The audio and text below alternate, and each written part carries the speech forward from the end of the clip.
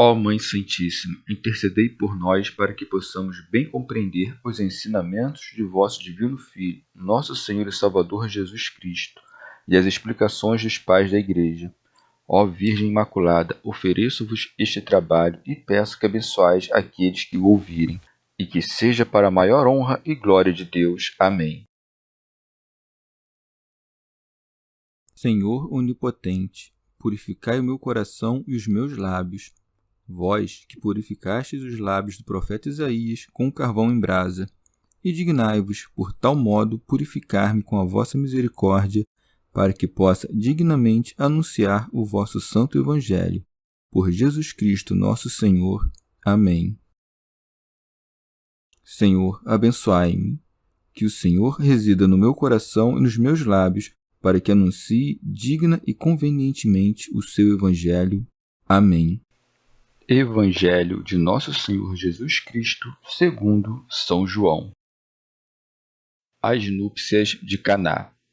No terceiro dia, houve um casamento em Caná da Galiléia, e a mãe de Jesus estava lá.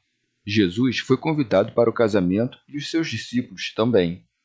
Ora, não havia mais vinho, pois o vinho do casamento havia acabado. Então a mãe de Jesus lhe disse: Eles não têm mais vinho. Respondeu-lhe Jesus: Mulher, que há de semelhante entre mim e ti? Minha hora ainda não chegou. Sua mãe disse aos serventes: Fazei tudo o que ele vos disser. Havia ali 6 talhas de pedra para a purificação dos judeus, cada uma contendo de 2 a 3 medidas. Jesus lhes disse: Enchei as talhas de água. Eles as encheram até a borda. Então lhes disse: Tirai agora e levai ao mestre-sala. Eles levaram.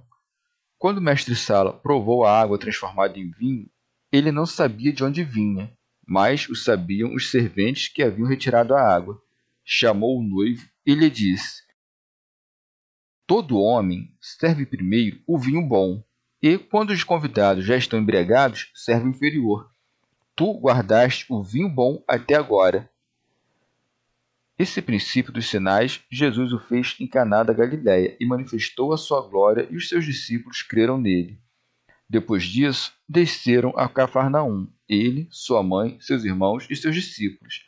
De ali ficaram apenas alguns dias. Comentários dos Pais da Igreja. São João Crisóstomo.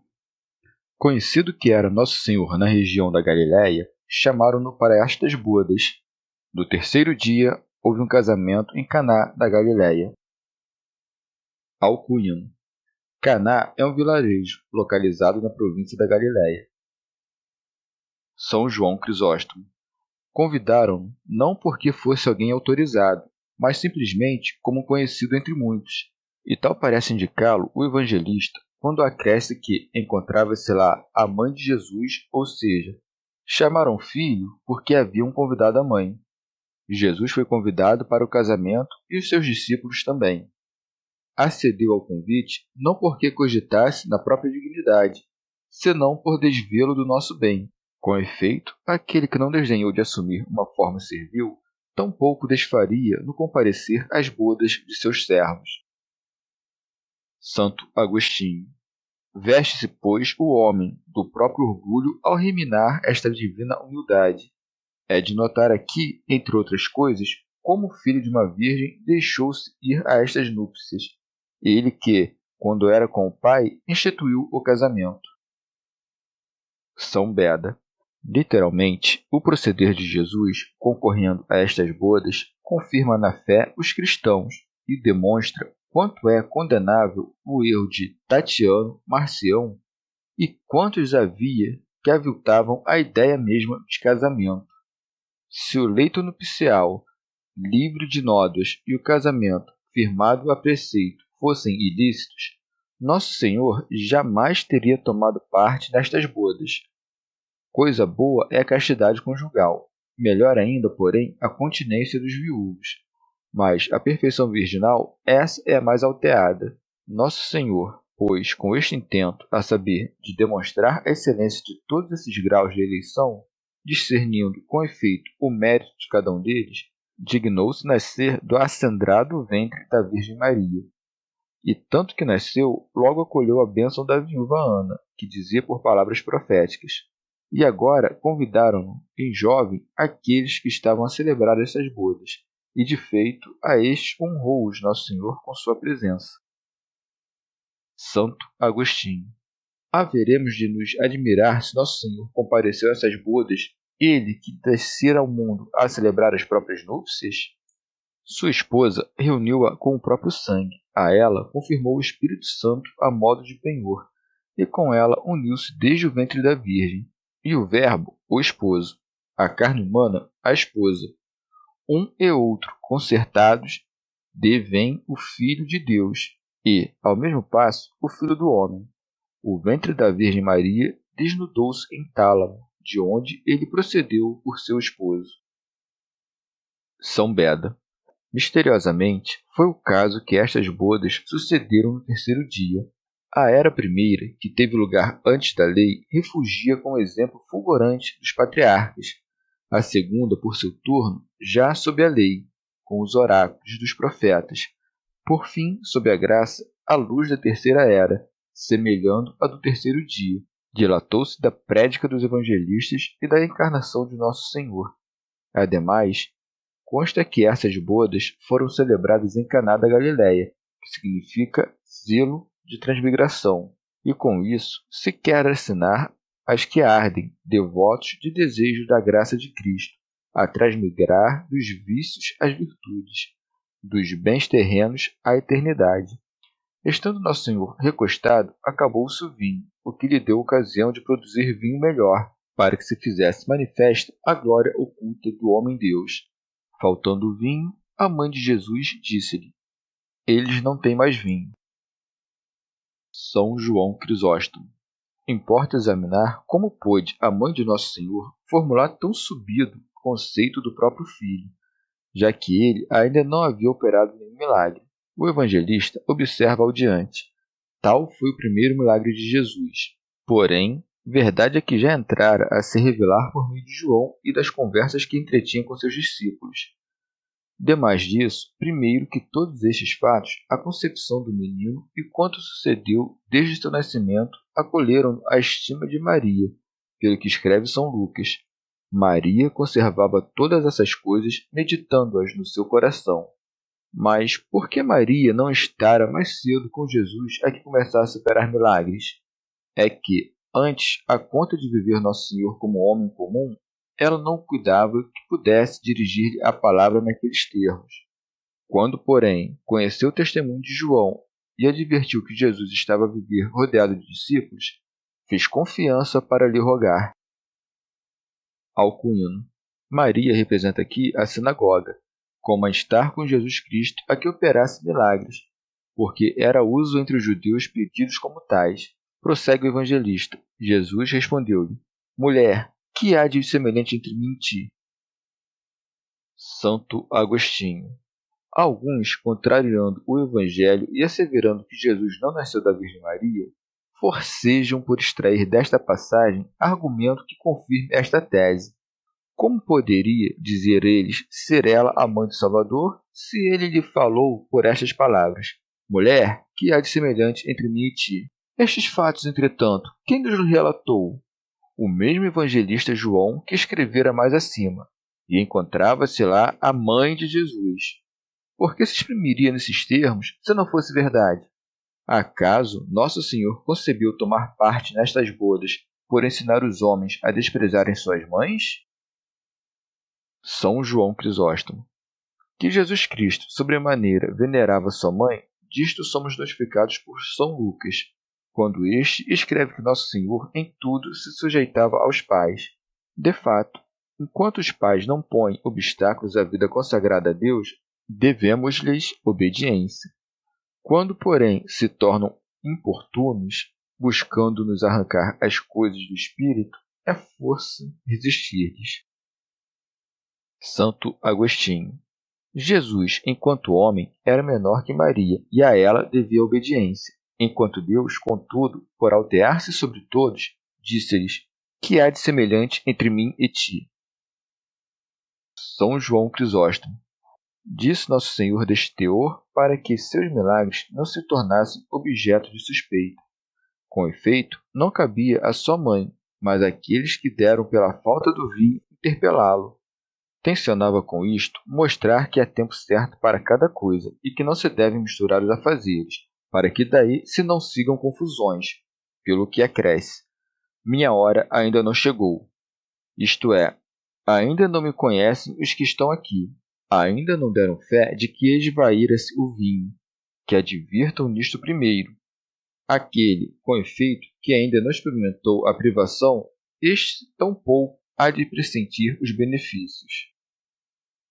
Santo Agostinho. Ou ainda, respondeu Nosso Senhor desse teor, desde que, enquanto Deus, não tinha mãe, enquanto homem, sim, o tinha, mas o milagre que estava por operar seria obra da divindade, não da entibiada natureza humana. Sua mãe, contudo, requestava-lhe o milagre. Jesus, no entanto, prestes a pôr em efeito aquele ato divino, parece desconhecer o ventre em que fora concebido, quando diz: mulher, que há de semelhante entre mim e ti? Como se dissesse: não foste tu que engendrastes o poder divino que em mim opera milagres como estes. E chama-lhe mulher para assinar-lhe o sexo, não porque ela se corrompera. Como, porém, herdei de ti minha fraqueza, haverei de te reconhecer quando toda esta debilidade for levantada a pender da cruz, donde ainda não chegou a minha hora, ou seja, reconhecer-te-ei no mesmo ponto em que a parte humana, de quem és a mãe, for atada à cruz. É precisamente nesse momento que Nosso Senhor recomendará Maria ao seu discípulo, porque, havendo de morrer primeiro que ela, ressuscitaria antes de sua morte. É para notar que, a exemplo dos maniqueístas, que cuidam encontrar nestas palavras de Jesus: mulher, que há de semelhante entre mim e ti, argumentos em favor de seus erros, os astrólogos tencionam fundamentar suas crenças nestoutras, quais sejam: ainda não chegou a minha hora. Vede, dizem eles, como Jesus Cristo estava sujeito ao destino, pois que declarou explicitamente que sua hora não era chegada. Que reparem, contudo, destas outras palavras do Filho de Deus: tenho poder de dar minha vida, e tenho poder de a reassumir. Que busquem o sentido verdadeiro dessas palavras: ainda não chegou a minha hora. E não submetam ao destino o mesmo Criador dos céus. Ora, pender o destino dos astros, não pudera a eles estar submetido quem os criou. Ajunte-se a isto o fato de que não somente Jesus Cristo não esteve sob o domínio dos astros, mas que ninguém jamais o esteve. Por que então falou desse teor, ou seja, que ainda não havia chegado a sua hora? Porquanto era seu o eleger a ocasião de morte, mas ainda não lhe parecia certo dispor deste poder. Era força, por primeiro, congregar os discípulos, anunciar o reino dos céus, operar prodígios e milagres que dariam a conhecer sua divindade e, por fim, pôr de manifesto a própria humildade, e, ao se submeter a todas as enfermidades de nossa mortal natureza. Cumpridos todos esses desígnios, chegou-lhe a hora. Esta, porém, não lhe sobreveio à força de necessidade externa, mas por sua própria vontade. Não a hora imposta pela fatalidade, mas determinada pelo seu próprio poder. São João Crisóstomo. Conquanto houvesse dito que ainda não havia chegado sua hora, Jesus Cristo acaba por aceder à vontade de sua mãe, demonstrando destarte que não estava submetido ao ditame das horas. Estivesse, como poderia de pronto operar esse milagre, mesmo antes do tempo? Ademais, assim agiu em consideração à sua mãe, para não contradizê-la, nem vexá-la diante de todos, uma vez que ela havia reunido alguns empregados a apoiá-la no pedido. São Beda. Como a dizer: ele não haverá de recusá-lo, embora pareça que sim. Fiava-se, com efeito, na piedade e misericórdia de Nosso Senhor. Prossegue o texto. Havia ali 6 talhas de pedra para a purificação dos judeus, cada uma contendo de 2 a 3 medidas. Dizia-se hidrae, esses recipientes preparados para receber e armazenar água, do grego hidor, que significa água. Alcuíno. Essas talhas continham a água que servia para purificar, conforme o uso judaico. Entre outras tradições farisaicas que soliam seguir os judeus, havia esta de se lavarem de tempos em tempos. São João Crisóstomo. Porque a Palestina era terra árida e porque aí achavam-se poucas vertentes d'água, os judeus costumavam armazená-la nessas talhas, evitando assim ter de tornar frequentemente aos rios. Com este proceder, vingavam purificar-se prontamente no caso de ter lugar algum ato impuro. Acresce o evangelista, para a purificação dos judeus. E com o sentido de evitar que algum infiel se pusesse a suspeitar deste vinho, ideando tivesse sido preparado a partir de sobras deixadas nas talhas, depois de enchê-las com água, transformou-a naquele vinho sutilíssimo, a mostrar que esses recipientes jamais contiveram vinhos outros. Santo Agostinho. Metretas, do grego metron, que quer dizer medir, significa alguma unidade de medida, como uma urna, ânfora ou algo similar. São Beda. E quando o evangelista diz que esses recipientes levavam cada um 2 ou 3 medidas, não quer com isso dar a entender que havia 2 tipos diferentes, um com menor e outro com maior capacidade, senão que serviam indiferentemente para armazenar 2 ou 3 medidas. Prossegue. Jesus disse-lhes: Enchei as talhas de água. Eles as encheram até a borda. São João Crisóstomo. Mas por que Jesus não operou o milagre antes que fossem enchidas as talhas? De fato, teria sido muito para admirar se Nosso Senhor houvesse feito surgir uma nova substância a partir do nada, em vez de simplesmente transmutar as qualidades da água. Com efeito, um tal milagre teria sido mais prodigioso. Muitos, porém, não haveriam de o crer. Assim, repetidas vezes, vemos Nosso Senhor apoucar a grandeza dos milagres que opera com o viso de torná-los mais acreditáveis. De mais a mais, ele opera grande número de milagres a partir de substâncias já existentes para destruir a crença perniciosa de que o Criador do mundo é distinto do verdadeiro Deus, uma vez que, se o suposto Criador de fato lhe fosse contrário, não haveria de se servir de meios externos para dar a conhecer o próprio poder. Nosso Senhor, porém, não encheu de água por si mesmo as vasilhas e depois mostrou o vinho, senão que mandou aos encarregados de servir para que testemunhassem tudo o que sucedia. Tirai agora e levai ao mestre-sala. Alcuino. O mestre-sala, chamado de arquitriclínio, em alguns escritos, designa o chefe do triclínio. Este termo, por seu turno, refere-se a uma fila de 3 recostos, do grego cline, leito de repouso, ou seja, o arquitriclínio era o primeiro entre os convivas a se recostar no leito, segundo os usos de então. Há quem cuide referir-se esse termo a um sacerdote judeu, lá presente a instruir os esposos acerca das bodas. São João Crisóstomo. Ou ainda, alguns poderiam ter para si que os convidados achavam-se embriagados, sendo-lhes difícil discernir entre o vinho e a água. Os serviçais, porém, não poderiam ser arguidos disto, porquanto eram particularmente atentos, não tendo senão uma preocupação, tudo dispor com ordem e beleza. Deste modo, por produzir irrefutável testemunho daquele milagre, Nosso Senhor falou deste teor: levai ao mestre-sala, que não tinha o paladar embotado, e não servi aos convivas. Santo Hilário. De início, alguns serviçais despejaram água nas talhas. Em seguida, o vinho é servido nos cálices por outros. Assim, não se compadece a percepção destes com a daqueles. Com efeito, os primeiros deram fé de que elas continham água. Os segundos, porém, repararam do vinho que nelas ia. Quando o mestre-sala provou a água transformada em vinho, ele não sabia de onde vinha, mas o sabiam os serventes que haviam retirado a água. Chamou o esposo. Não era o caso de simples mistura, senão de criação. Desfez-se a água em sua simplicidade e avultou-se o sabor do vinho. Com efeito, não sucedeu que, pelo acréscimo de um líquido de inferior qualidade, obteve-se outro superior. A primeira substância deixou de ser, dando lugar a outra que até então não era.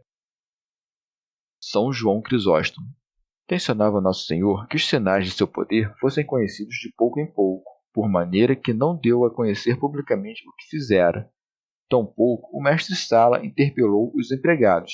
Com efeito, o testemunho destes não vingaria convencer aos demais, porquanto não haveriam de aceitar que um homem comum pudesse operar tal milagre. Dirige-se diretamente ao esposo, mais capacitado a sopesar os fatos. Ora, não foi um vinho qualquer, mas um vinho extraordinário que Nosso Senhor produziu. E disse-lhe: todo homem serve primeiro o vinho bom, e, quando os convidados já estão embriagados, serve o inferior. Assim são os milagres de Cristo, porquanto ele opera sempre mais belo e útil que a natureza. Os empregados testemunharam a transmutação da água em vinho. O mestre-sala e o esposo provaram por si a excelência do vinho. É provável que o esposo tenha tecido comentários quanto ao vinho, mas o evangelista houve por bem os não registrar, contentando-se com relatar o estritamente necessário, isto é, que a água transmudou-se em vinho. Acresce: esse princípio dos sinais Jesus o fez em Caná da Galiléia. Era força, então, dar a conhecer o próprio poder por meio destes sinais, porquanto cercavam seus discípulos, com boa disposição e atentos a tudo que o Mestre fazia. A ser dito que não há provas suficientes de que foi este, de fato, o primeiro dos milagres de Cristo, a conta do acréscimo em Caná da Galiléia, como a indicar que já houvesse operado alhures, tornamos a responder por palavras já ditas quando citamos o mesmo João Batista. Vim batizar em água, para ele ser reconhecido em Israel. Houvera o Salvador realizado milagres já durante a primeira infância, não teriam os israelitas precisão de que outrem o desse a conhecer. De fato, o vultoso número de milagres que operou Nosso Senhor em breve espaço de tempo tornou-o conhecido de todos. Sua reputação, porém, teria sido 1000 vezes maior se tivesse entrado a fazê-lo desde a infância, pois que tanto mais espantosos haveriam de ser os milagres operados por uma criança, e em período, aliás, mais dilatado. Mas convinha que não os operasse desde a infância, porque os homens haveriam de crer que a encarnação era mera aparência, e, tomados de inveja, seus inimigos crucificá-lo-iam antes do tempo. Santo Agostinho. Os que estavam cientes da divindade de Nosso Senhor, esses não se mostraram espantados deste milagre. O que ele fez nas bodas de Caná, nas talhas cheias d'água, é o mesmo que faz todos os anos em nossas vinhas.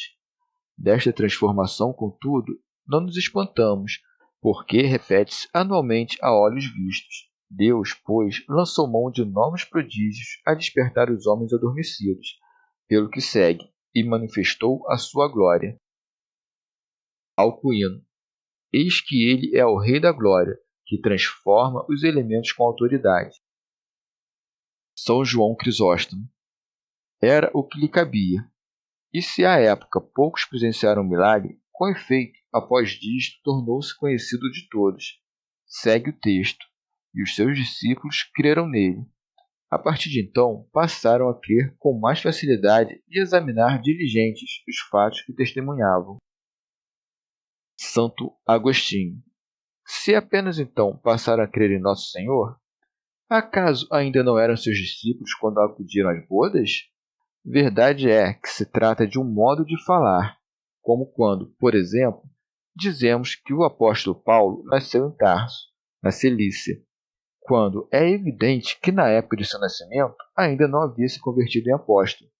Da mesma maneira, quando lemos que os discípulos do Senhor foram chamados às bodas de Caná, devemos disto entender que ainda não eram propriamente discípulos, senão que viriam a sê-lo com o tempo. Vede os mistérios que se encerram nestes milagres de Nosso Senhor. Convinha que se cumprisse em Jesus Cristo o que dele havia sido predito. Transmudou a água em vinho, quando lhes abriu a inteligência e lhes explicou as Escrituras. Assim, infunde sabor no que outrora era insípido, e a bebida inócua torna-se inebriante. São Beda. Quando apareceu Nosso Senhor em carne mortal, a suavidade do conhecimento da lei, semelhante ao vinho, pouco a pouco entrou a corromper-se à força da interpretação carnal que lhe davam os fariseus. Santo Agostinho. Tivera ordenado que a água fosse deitada fora, e então derramado nas talhas um vinho extraído dos recessos da criação, pareceria que rejeitava o Antigo Testamento. Como, porém, convertesse a água em vinho, deu-nos a conhecer que as antigas Escrituras lhe pertenciam, porque foi à conta de sua injunção que se encheram as talhas. Elas, contudo, são insípidas se nelas não se discerne o mesmo Jesus Cristo. Sabemos também que a lei data do início do mundo. Daí até os nossos dias separam-se 6 idades. A primeira, de Adão a Noé. A segunda, de Noé a Abraão. A terceira, de Abraão a Davi. A quarta, de Davi até a transmigração para a Babilônia. A quinta, até João Batista. A sexta, por fim, daí ao fim do século. Aquelas 6 talhas, pois, figuram essas 6 idades, que não carecem de profecia. Qual as talhas cheias, assim as profecias cumpridas. Porém, que significa que continham 2 ou 3 medidas? Tivesse o evangelista mencionado apenas 3 medidas, naturalmente concluiríamos que referiam-se ao mistério da Trindade. Todavia, o fato de ter escrito 2 ou 3 não constitui razão suficiente para deixarmos de lado essa interpretação, pois que, nomeados o Pai e o Filho, decorre daí como consequência o mesmo Espírito Santo, na medida em que este pode ser entendido como um amor mútuo entre os 2 primeiros. Há ainda outra explicação possível. As 2 medidas podem indicar os 2 povos, judeus e gregos. As 3 medidas, por outro lado, representam os 3 filhos de Noé. Alcuino. Os servidores são os doutores do Novo Testamento, que expõem aos outros o sentido espiritual das Sagradas Escrituras.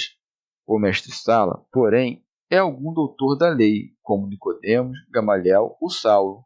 Estes, uma vez comprometidos com as palavras do Evangelho, outrora ocultas sob o véu da lei, são como que a água tornada em vinho e posta ante o mestre-sala.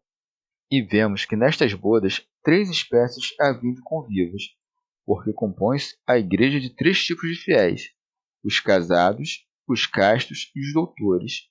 Porém, o melhor vinho reserva-o Nosso Senhor para o fim, a saber, o mesmo Evangelho, que saiu a lume na hora sexta.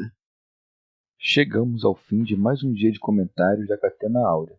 Muito obrigado por ficarem até aqui, que Nossa Senhora derrame suas graças sobre nós, e até amanhã.